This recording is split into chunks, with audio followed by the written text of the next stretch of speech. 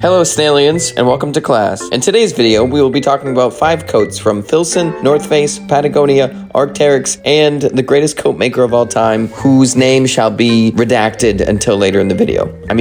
Along the way though, I will tell you how long it took me to start shivering in each jacket when it was 5 degrees outside. I timed it. Why the Filson jacket is one of my top 2. How I'm disappointed in the Patagonia jacket. Why Arc'teryx technology makes their jacket amazing, but also has a massive downside that may make you not want the jacket. And then finally, why none of this matters. Okay, class, bring me an apple and let's get going. What's up everyone, it's Michael. I had made all this hubbub on the last video about saying I'm going to be making a video in a week, and then I missed that deadline, so that's great. Also, I found this ice cream scoop on the ground and figured it could help me point things out. Also, just in case you are wondering, I am wearing the Huckberry all-weather duck boots. They are very nice. They're kind of like an upgraded version of LL Bean boots in a way. They're actually waterproof. They feel more like sneakers and they're very stylish. These bad Larrys are Giver mittens and they are incredible. It's wax leather. They're insulated. They are absolutely fantastic. I'm giving these to Taylor because she rides her bike in Denmark all the time. Everything that I'm wearing today is going to be in the link in my bio, the carrot link, and you can just click on it there. They're all affiliate links, so it's a good way for you to support the channel if that's what you're after.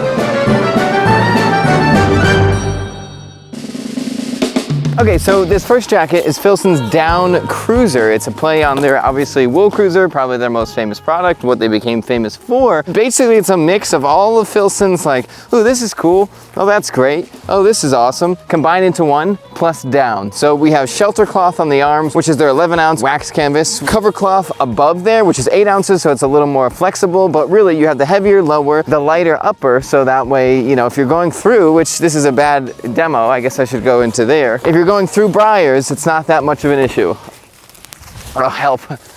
Merino wool lining the neck part right here, and you have merino wool in the hand warmer pockets. You also have a lot of room in the hand warmer pockets, even when things are pretty stuffed in there. So anyways, all of those things come together and they make this jacket. Why are we using wax cotton, you may be asking? If down gets wet, especially this down, which is not treated with anything, it's very ineffective. You could die out there. And now, a quick rundown on down. We're gonna get some stuff out of the way, so that way there's no confusion. Down is not a feather. People are familiar with feathers. People write with them all the time. Alexander Hamilton used it to write his famous musical. Feathers are on the outside of a bird, and when you're talking about down jackets and stuff, it's a duck or a goose. Down is on the inside, and it keeps the duck or goose warm. I was trying to find a picture on Google of a duck wearing a coat, and then I just used the powers of AI to get it done. A really high quality down jacket has more down than feathers. Most down jackets have a mix of down and feathers. 80-20 is usually the lowest you ever want to go. 80% down, 20% feathers. On top of all that, there's down fill and down weight. Down fill is the efficiency of down to weight ratio. Mixing all that together, you see 600 fill down, you see 900 fill down. The higher fill, the more efficient it is, so you need less of it. Down weight, obviously, is just the weight of the down in the jacket, usually measured in ounces. A lower fill down dries faster than a higher fill down. That ties in very heavily to Arc'teryx, which we'll talk about very shortly, but we have to finish up the Filson section. So this Filson Down Cruiser is 650 fill, 80-20. They also have another down jacket, which I tried to get from Filson. Maybe I will, if you're interested. The Chilkoot.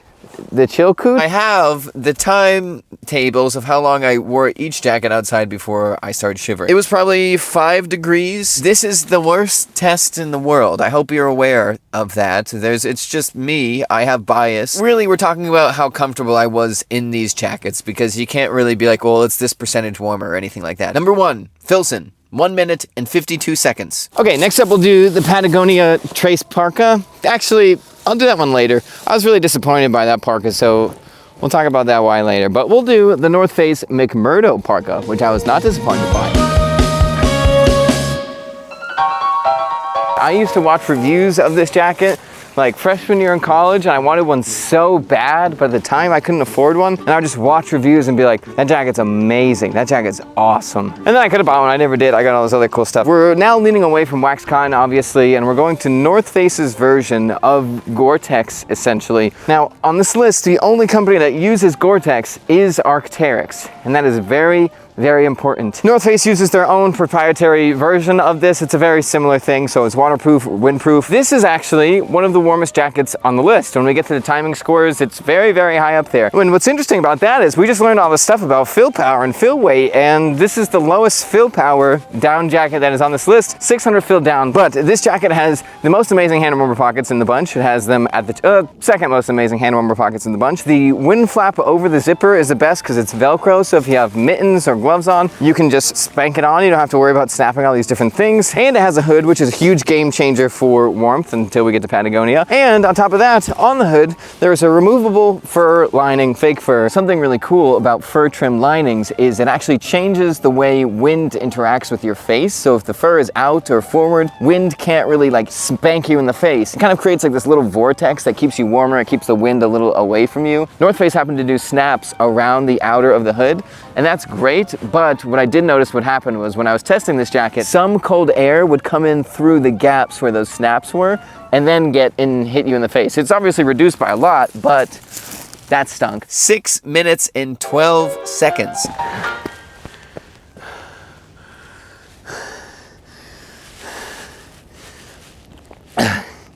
Look, honey, the American flag.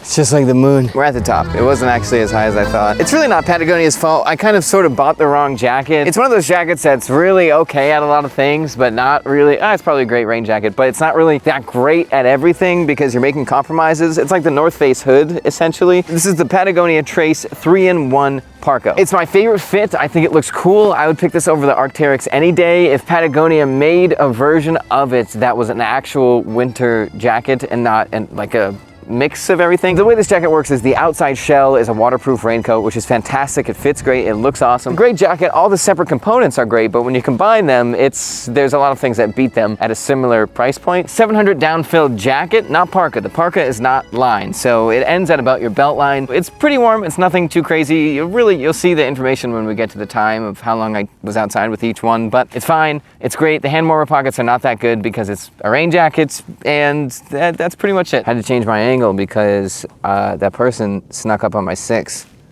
I had no idea they were, I guess the problem is not solved yet. Anyways, now I'm next to the bathroom, so if anyone has to use it, it'll be incredibly weird, and I'll say, what's the password? And then obviously I'll let them in. 2 minutes and 2 seconds. Okay, Arc'teryx. What is so special about Arc'teryx? That was my Google search history. What makes Arc'teryx so special is that they just do everything to the absolute maximum cutting edge of technology, and they use the best of the best. And I said Gore-Tex was really important. Gore-Tex is basically the same mindset as Arc'teryx. No, you can interrupt, it's fine.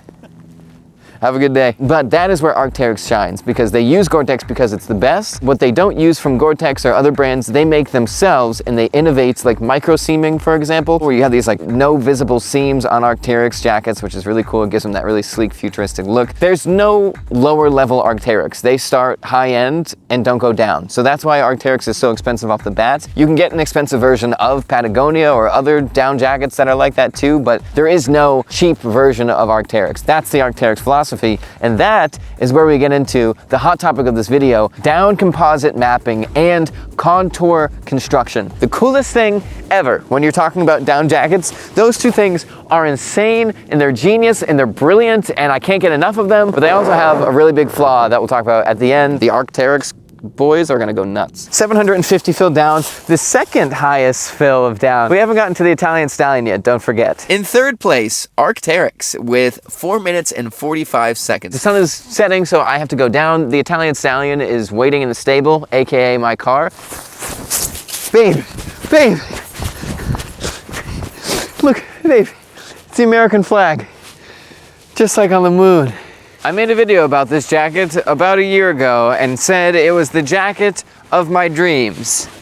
Since then, I've acquired it. This is the Manifattura Ceccarelli fisherman down jacket. I forget exactly what it's called. I just want to say everybody that I've asked what they think about this jacket doesn't like it. So there are more normal looking jackets here. Okay. That's what we needed to do. 800 fill down. The weight is super heavy. It's packed to the gills with down. Vegetable tanned accents that you can tighten with the hood or tighten on the body so cold air doesn't come up into the body. 20-ish ounce wool outer. You could also do this in total wax cotton arms, wax cotton hood. An insane jacket. The best of the best that you could possibly get when you're looking for down jackets, and it has wax cotton so it will age and patina beautifully over time. I've talked to Mr. Ceccarelli before many a times. He's a super cool dude. He made a line of things for Filson before, the Filson Italian line. That's Manifattura Ceccarelli. Best of the best. I did not shiver with Manifattura Ceccarelli. Out of these 5 jackets, there's 2 jackets that do something very different. You have North Face, Patagonia, Arc'teryx, and then you have Filson and Manifattura Ceccarelli. When you deal with North Face, Patagonia, and Arc'teryx, they all have the amazing benefits of technology. They're super waterproof, super lightweight, they're tough, they're cool, but the flaws that you run into with those all kind of center around delamination in some ways. Gore-Tex and then North Face's and Patagonia's version all delaminate over time, which means they separate and bubble and become less effective. And maybe it's 10 years, maybe it's 2 years, depends on how you wear your jacket, but they become less effective. What's interesting is when you look at like old North Face jackets from the 70s and stuff, those, the really only difference between those and like this Filson, for example, is they use nylon and not wax cotton.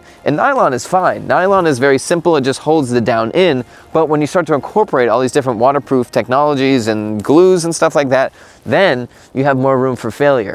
The biggest thing that I forgot to talk about, down composite mapping and contour construction with Arc'teryx. Lower fill power dries faster. Higher fill power more efficiently warm but doesn't dry as fast. There is also synthetic insulation which dries dramatically faster than down in general. So if you combine those 2 things, and Arc'teryx does this for a very specific reason we'll talk about, then your garment is better equipped for a variety of circumstances. So Arc'teryx does this in 2 different ways. Number 1, like I said, down composite mapping, and we'll go over the pros first. Arc'teryx puts synthetic insulation in key areas on your garment that are most likely to get wet, like your hood, your shoulders, your cuff, your underarms, because you be sweating. Since those areas get wet more than all the others, they dry faster with synthetic insulation. People that have down composite mapping say it's actually super convenient when they do get wet that those areas dry really fast. There is a big problem, but before we get into that, the other thing is contour construction, which is very cool. So you have your baffle that holds the down. They put a layer of synthetic insulation around the down insulation to act as like another shield to make sure that down doesn't get wet, and you get that layer of synthetic insulation there too. The downside to both of these, down is very, very lofty for a very long time. Synthetic insulation is not very lofty for a long time. It is very lofty, but it will compress and be less insulatory after a while. That synthetic insulation loses some of its warmth capabilities,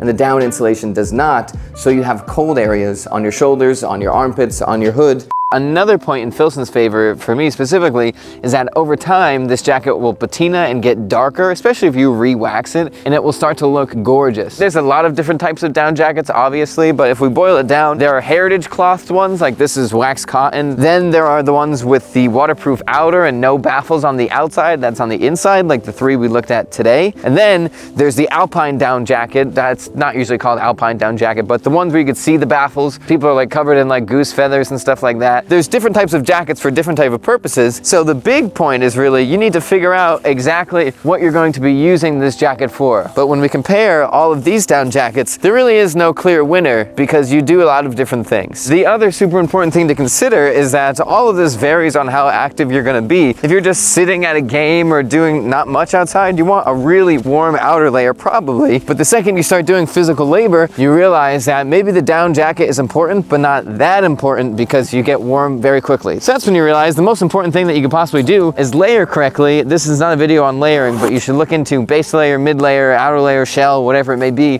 for what you're doing, because that's the key to being warm. My little blueberry muffin, Taylor, was always cold all the time, no matter how big of a down jacket she put on. And then the only thing we changed was I had an old thick Under Armour base layer in my drawer. Put that on, we went outside with a jacket and she was immediately too warm and we figured it out. You know how I said I was going to do a video in 7 days and then I didn't? I'm gonna try again, but I'm going to Copenhagen very soon to see my sweet, sweet Taylor. So maybe I'll make a video with her in Copenhagen, but I'll see you very soon. I'll see you next week.